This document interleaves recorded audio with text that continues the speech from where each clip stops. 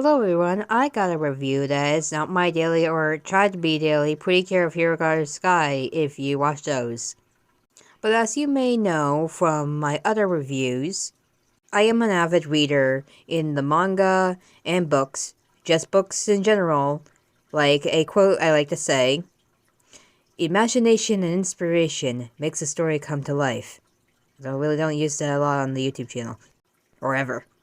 And this can, I guess, bring in some way of how the author of this story I am reviewing creates the world from mythology, one of my favorite themes, and puts it with fantasy. And yes, this is another fantasy book, but with the beautiful culture of Asia, specifically Chinese, the mythology and culture.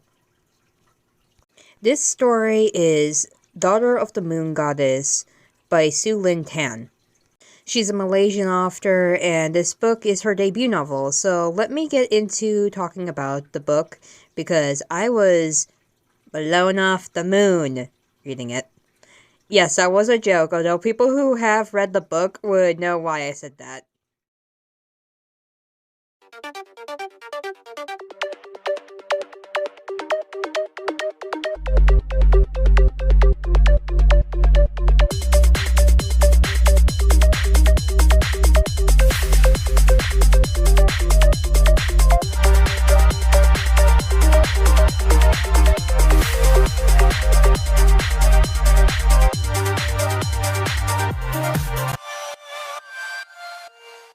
Okay, for those who don't watch my reviews, maybe in books I review, and I do this in the way of my other videos because mainly my history card videos, but off topic here, I'll explain in simple detail about the book. But I need to not spoil it, as I have a habit of doing that, but since this book was very good and surprisingly being the author's debut novel, I must do my best to keep my spoilage mouth shut. I just got hair in my mouth when I said that. So, The Daughter of the Moon Goddess is the first story in a duology called The Celestial Kingdom by Sue Lynn Tan. It has 40 chapters and 514 pages in my book.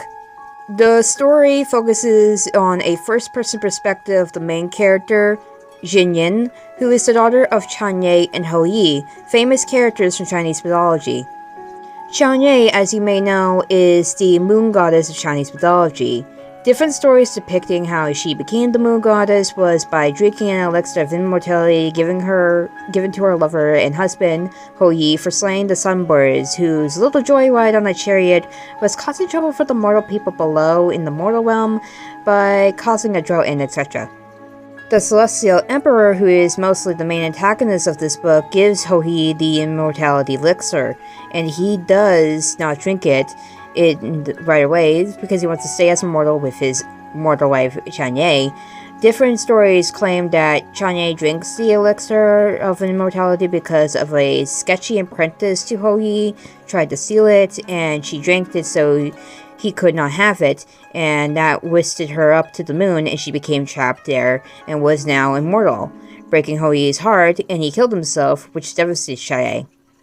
And honestly, it's one of my favorite origin stories for her character, mostly because you got the sketchy apprentice, and there is more story and explanation that is what I was able to find, and it makes it more likable for me. Or how the other version of the story goes, Johnny steals the elixir for an unknown reason. Whatever it being jealousy or something, we don't know.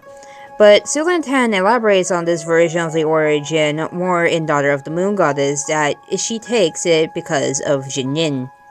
However, in doing so, she angers the Celestial Emperor, who sentenced her to eternal imprisonment on the moon, but Jin Yin has Jin Yin, and she has to hide her daughter in isolation. And so that's a little bit of backstory on Chan Ye. Now, speaking of her daughter, the main character, Jin Yin, whose name means Silver Star in Chinese, or for some reason, when I was looking it up on Google, it said something inappropriate. I don't know why, but it does for some reason, and it popped it up when I was looking up the name, what it means, but at least there was other sources that correctly had the real meaning, which is the same meaning her name means in the story.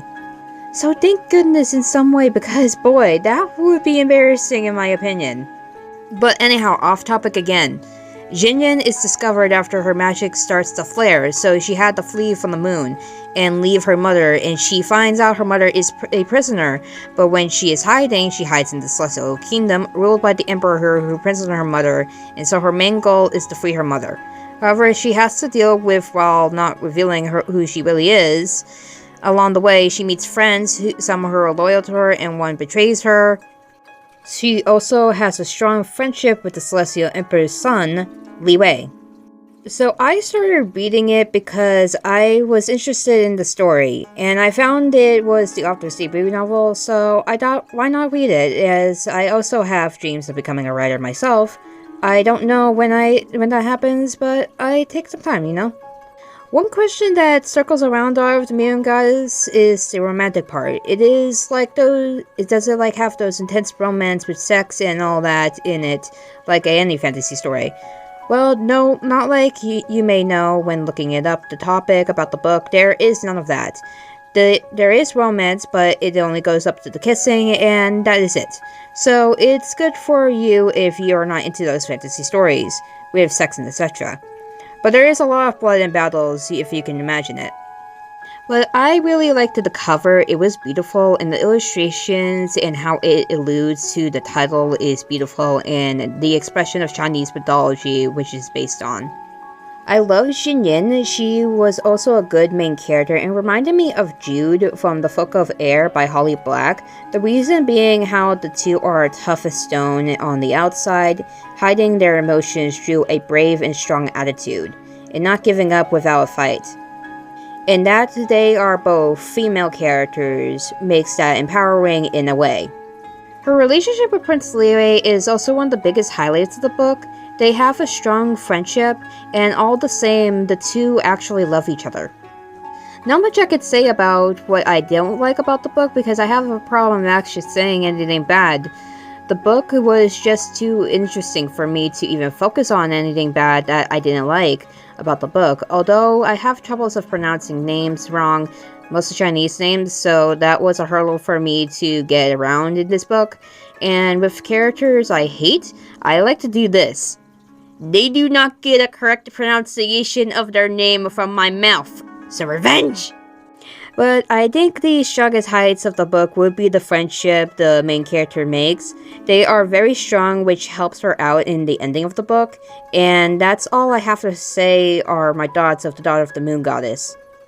So if you're someone who likes Chinese mythology and culture and just the fantasy aspect of it with the world of the immortal realm, familiar mythology like the four dragons of the four rivers who appear in the story too, then I would recommend this book, especially for the story it contains about Jinyin and her goal of freeing Chang'e from eternal imprisonment. I've been recommending this book to a lot of my friends and family, and even my teachers at school, and they are interested in the book, especially the cover that catches their eye. As my art teacher, Miss Nemes, says, it's lovely.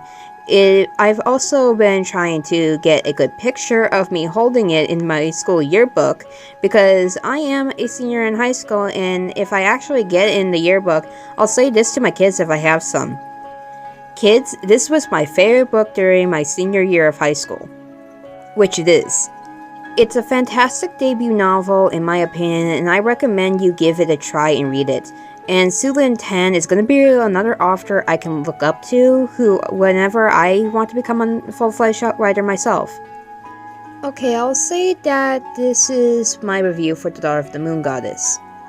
I do plan on reading its sequel, which is already out. It's called Heart of the Sun Warrior. So I'll see you next time when I get there. Bye.